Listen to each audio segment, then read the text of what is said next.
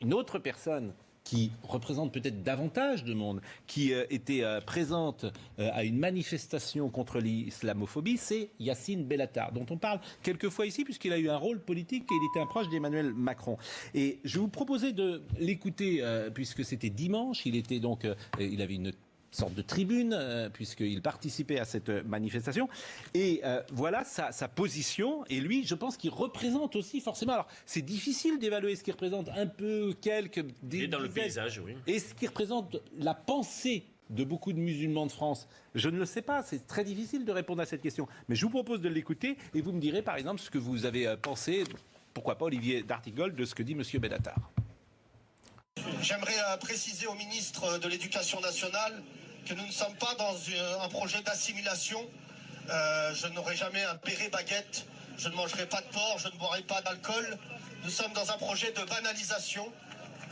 La France doit s'habituer. Je suis triste pour le Rassemblement national et les fachos. Je suis triste parce que s'ils ne nous aiment pas, ils ne se rendent pas compte de ce que nous avons préparé, c'est-à-dire nos enfants. Il n'y a que des médecins et des ingénieurs qui arrivent, c'est horrible. Il n'y a pas un parti politique en France qui n'ait pas manqué de respect aux musulmans. De l'extrême gauche à l'extrême droite, chacun a critiqué les musulmans.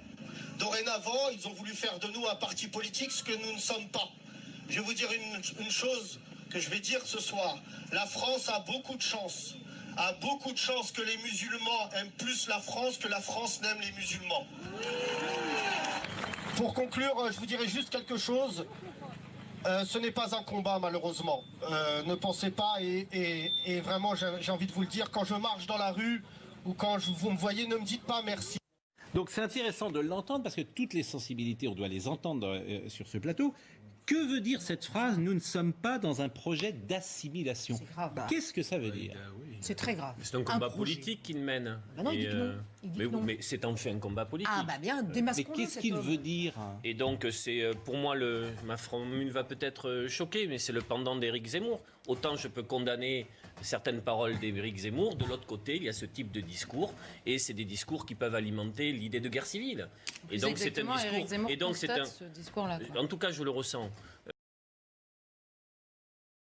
Que nous sommes français et je vois tous vos visages. Depuis trop longtemps, nous avons dit dans nos quartiers que nous n'étions pas français et une partie de la France nous a pris au mot. C'est pour ça que nous n'avons pas de droit aujourd'hui.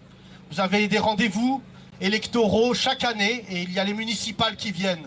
Regardez votre maire droit dans les yeux et dites-lui que la ville ne se fera pas sans vous. Le problème n'est pas le problème du président Macron, comme ça a été souligné par d'autres intervenants. Chaque président qui passera considérera que les musulmans sont de passage. Et il est temps de montrer que nous sommes ici pour tout le temps. Nous n'avons pas de plan B. Il faut arrêter d'entretenir la chimère qu'il y a un retour au bled possible. Car la plupart d'entre vous, quand vous allez au bled, la première question que vous vous posez, c'est quand est-ce que je reviens ? Avec ou sans aigle azur d'ailleurs.